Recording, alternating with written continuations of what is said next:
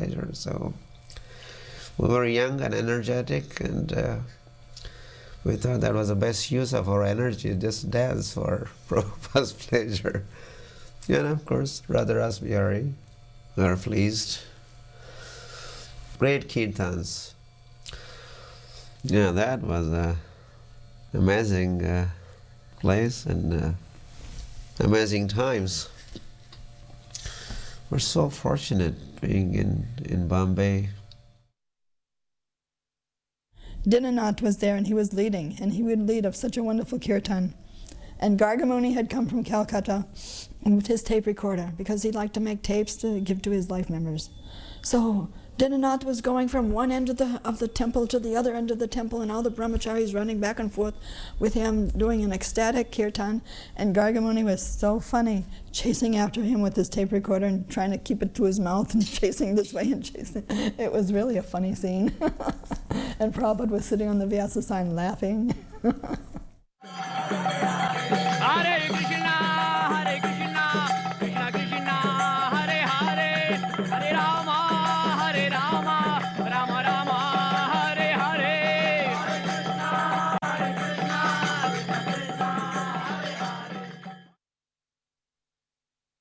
Although Juhu had some opulent hotels, it was originally just a fishing village, and there were many poor people who lived in the area, and their children would come to the evening programs and join the chanting and dancing. And of course they would take prasad from Srila Prabhupada's hand at the end of the arti.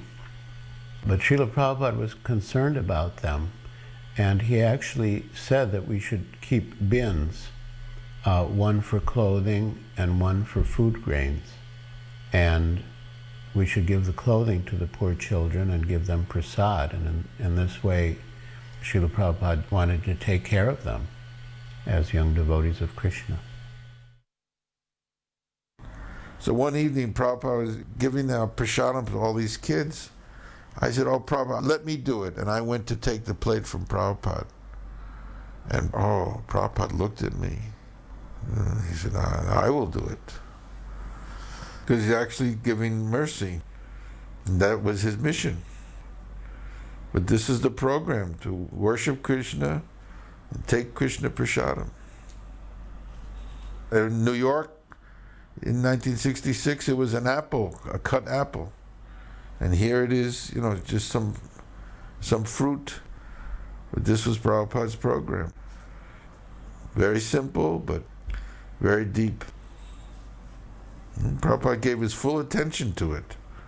He wasn't doing it in some offhand, quick way, but very deliberate. Prabhupada pointed out in his talks that even well-to-do people would come to get this prasadam. They didn't need it. They weren't in need of food, but they valued it as something spiritual, something that could help them in their spiritual life. And this, Prabhupada said, was the purpose of prasadam. It's not just an altruistic activity that we give prasadam to poor people or destitute people. We can do that, but prasadam is for everyone, because spiritually we are all poor, we are all destitute. We need this mercy from Krishna. And Prabhupada was very generous about it. The children would sometimes come twice or even 3 times, and Prabhupada would smile and wag his finger at them, but he would give them again and again. Prabhupada came, and he went into this room where there was a cushion and bolsters and a little table, and he sat down to speak to the team, and I brought him in a plate of sweets and fruits and things and put it down in front of him. And he just stopped, and he turned and looked up to me, and he said, "Thank you very much." I knew that he did not mean thank you for the fruit or thank you for cleaning the apartment. He was just saying, thank you for giving your life. And that was so gratifying when any devotee got that kind of reciprocation with Prabhupada. It made it all worthwhile.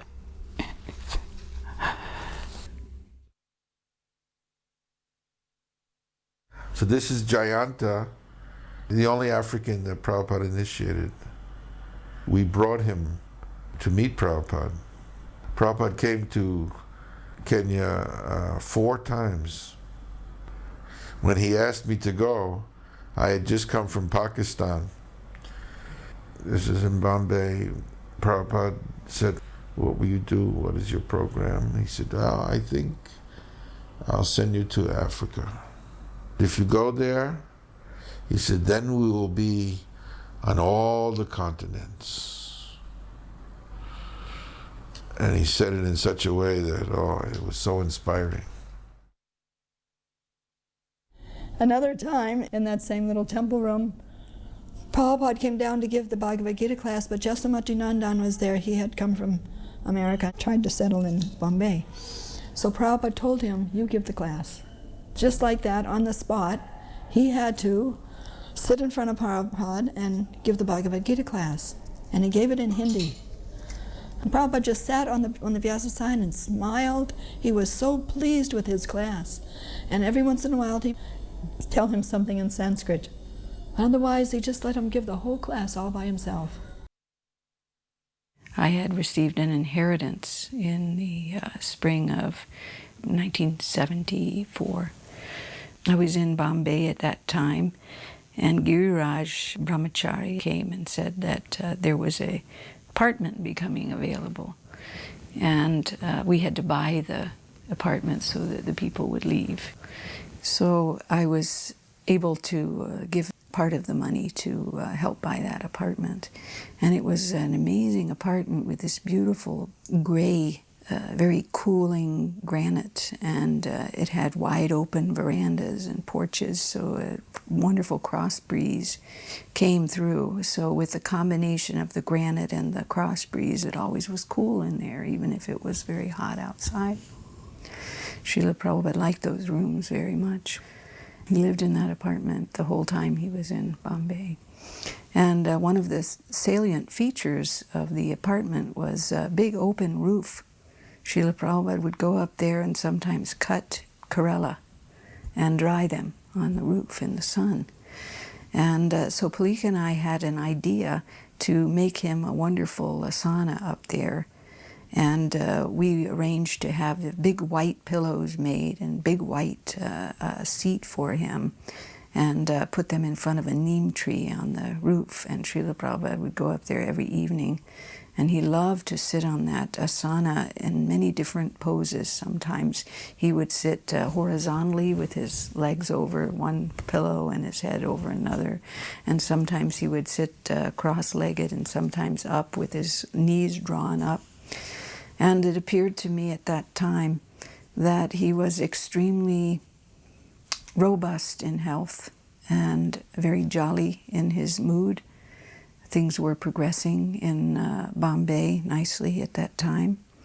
And he would sit up there, and whoever would come, they were destined to see the most wonderful aspects of Srila Prabhupada's personality, his character, his nature. His eloquence, his gracefulness, his aristocratic bearing, so many aspects of him were in full display.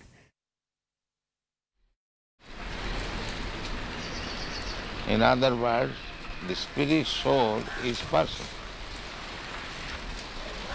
As much as God is also person.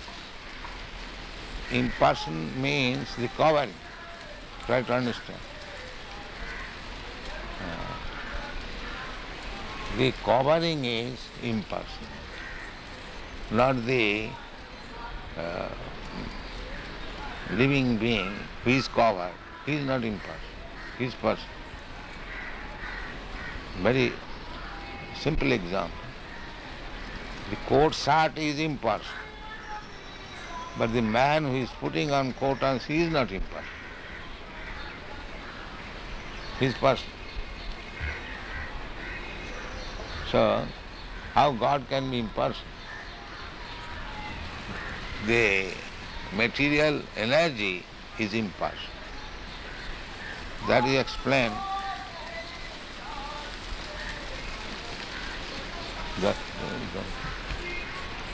That is explained in the Bhagavad Gita.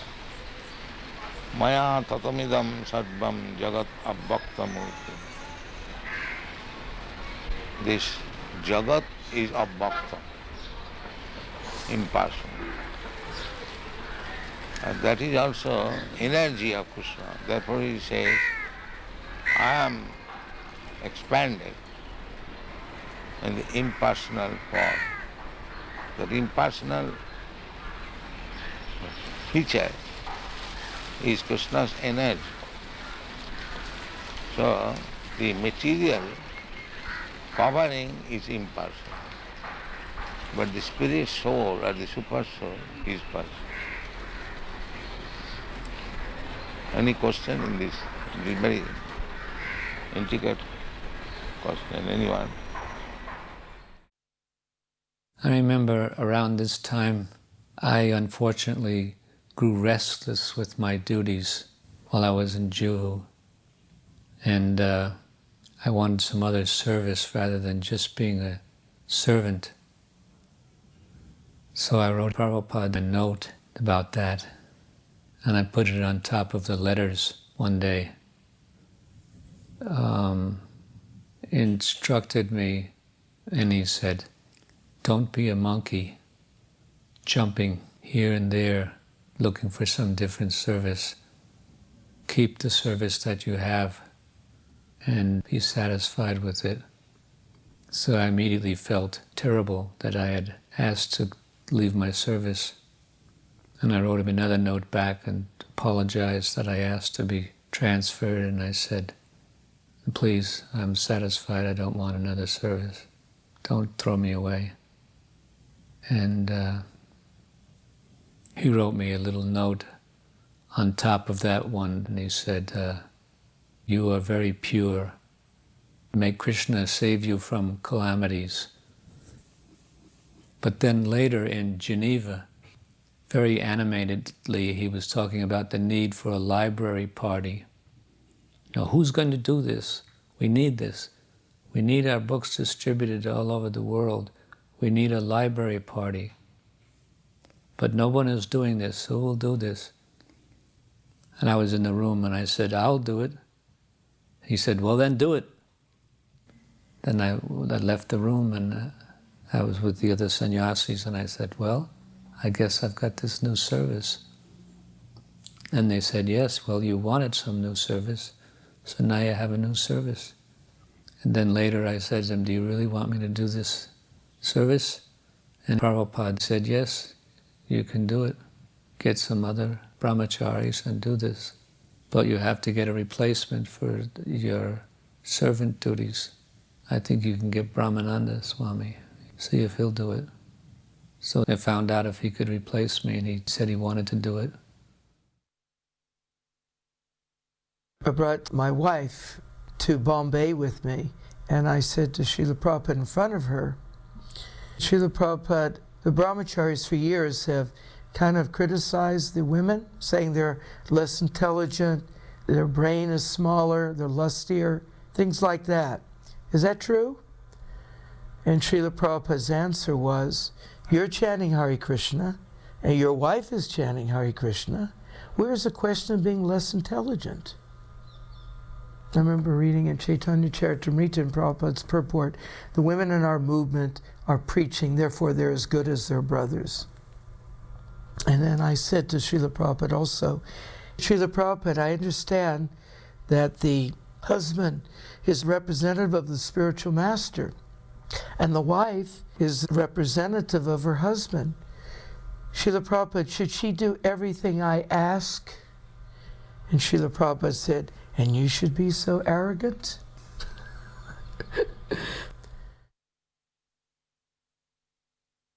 Well, you know, I had been cooking for Prabhupada for a long time, but I really had a hard time making chapatis because we were always in places where there were no proper stoves. To make a good chapati, you need a gas stove at least, or coals.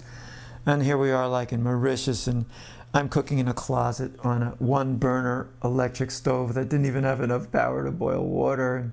And I have to make a full meal that he likes, up to his standards. So Prabhupada was complaining about the chapatis, and I said, you know, I can't get any wheat, I don't have any stove, it's impossible. This was going on many times in many places, just having to cook in the worst facilities you can imagine. So finally we get to Bombay, and there are good facilities, and there's good wheat. Prabhupada knows it. However, the gas stove I had such a low pressure, there was only about maybe a little flame like this. So I had made chapatis, and they didn't blow up all the way. You know, I was really trying my best. So then Prabhupada tells me, he says, you are so useless. Big brain, you can't even make a chapati. You know, I had been struggling with those chapatis for months now. I was so fried with hearing about chapatis. I said, Prabhupada, no one can make a good chapati in that kitchen. Prabhupada said, no one? I said, no one. He said, get out of my way. He stood up, he marched into the kitchen with me following behind him. He sits on the floor, says, give me the dough. He's making with the dough, rolls his chapati, puts it on the burner, takes it off the burner.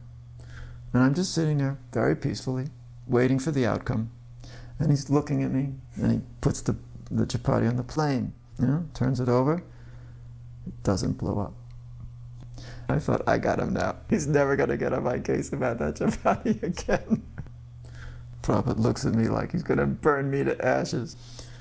He's making with the dough, rolls his chapati, puts it on the burner, takes it off the burner, puts it on the flame. It blows up perfectly. He picks it up with the tweezers and throws it right in my face. It bounces off my nose. He stands up and walks out of the kitchen. And I'm sitting there. It was really funny. We had that kind of relationship sometimes. Sometimes 74, Prabhupada asked me I should go all over the world and cook and kirtan and preach. So then again, after 1 month, Prabhupada comes to Bombay. He said, why are you here? I said, I cannot go. I'm not getting passport. He said, why you're not getting passport? I said, in the form required father name, and I don't know who is my father.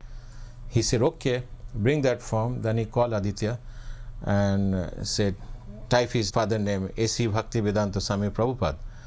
And then he signed in that form. Then he put the stamp, ISKCON stamp. And after 2 days, I got the passport. And ever since, in all my legal document, if my father name required, the Prabhupada name comes.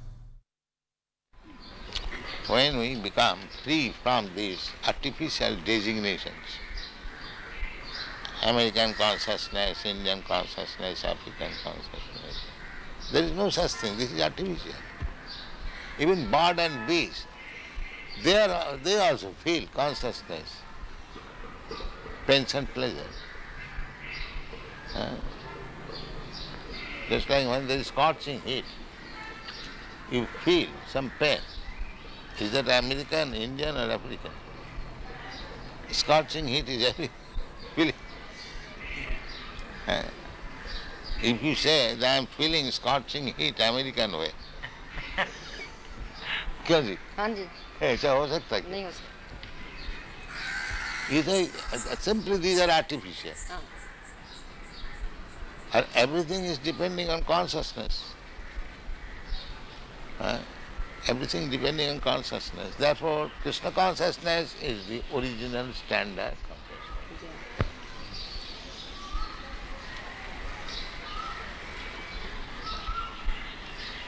So, we are given the name Krishna consciousness very, what is called, thoughtfully. Prabhupada installed Bunky Bihari in Nairobi, and I was getting offering plates and so on in Calcutta, and I had this idea to get a pair of, I guess you call them padams or sadhu shoes, but made of silver and very nicely engraved and with Prabhupada's name and founder Acharya. And my idea was to take these and touch them to Prabhupada's feet and then bring them back to Nairobi and, worship, have on the altar. So one morning at the Guru Puja, very ceremoniously, I placed them on the cushion for Prabhupada's feet where the flowers were put. And Prabhupada saw them, bright, shiny silver, and he was approving very nicely. And then he put his feet into them, and Prabhupada was like wearing them. After the morning program, then Prabhupada went to leave wearing the shoes. I just wanted Prabhupada to touch his feet, and I was going to take them. And Prabhupada took them. And I was surprised. And Prabhupada could see my surprise. And then he understood that I wanted them. So then he stopped and took them off. I could have them. But he was wearing them very nicely. In order to build the Juhu temple, we needed a no objection certificate from the police commissioner. And after waiting and waiting and making so many efforts, finally the police commissioner sent a letter in which he refused to issue the no objection certificate on the grounds that the bhajan singing, which has been complained about in the past, is likely to be a nuisance in the future as well. We sent news to Srila Prabhupada in Vrindavan, and when he received it, he became furious. In the Bhagavad Gita, Krishna says, Satatam kirtayantam mam, that one should always engage in kirtan. And how dare the commissioner call kirtan a nuisance? So Srila Prabhupada wanted to protest the words of the commissioner and the refusal of permission. And so he asked the devotees who had come to India for the annual festival in Mayapur and Vrindavan to travel to Bombay. He wanted them to do Harinam Sankirtan throughout the streets of the city, to distribute books and to hold programs. And that when the people of Bombay were convinced about the value of Krishna consciousness, they themselves would prevail upon the government to give us the permission for the temple.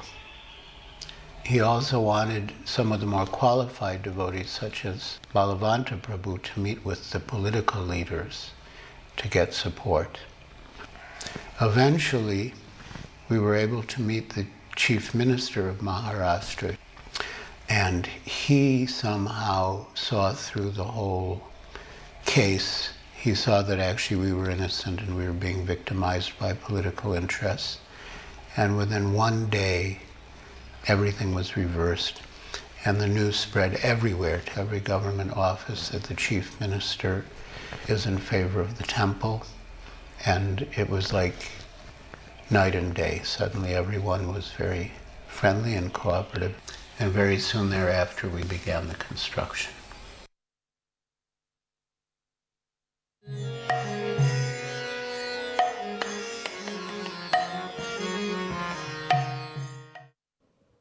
Srila Prabhupada stayed in Tirupati for 3 days, and the highlight of that trip was a special early morning darshan at 2 a.m.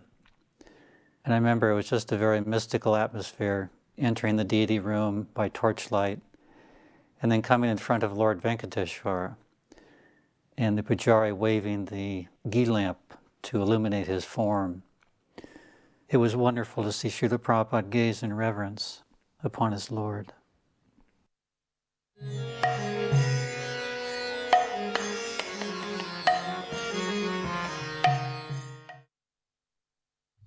At the time, Prabhupada wasn't very well, so he was traveling with his own personal cook, who was Sasrup Maharaj. But when they arrived, they had just come from India. Sasrup had hepatitis. So then it was decided that I would be his cook. So because of that, Prabhupada was very involved in the cooking. So on 3 different occasions, he came into the kitchen And on this one particular time, he came in to cook lunch, and he cooked the whole meal along with me and whoever was helping, Narmada. For some reason, I'm pretty sure we made asparagus that day. I had cooked for him previously, but one of Prabhupada's endearing qualities, just his like pure innocence. He'd come into the kitchen, and this was a very, very tiny room. And Prabhupada would walk into the kitchen and he'd see a bowl of chickpeas. And he pointed everything. What is that? He'd be just so curious, but never sort of like imposing, or, he would just be like this pure innocence. And what is this? What is this? What is this? Like curious about everything. So we had a couple of Italian devotees cook an Italian preparation on a few days, and Prabhupada inquired what it was before he ate it, but he enjoyed them.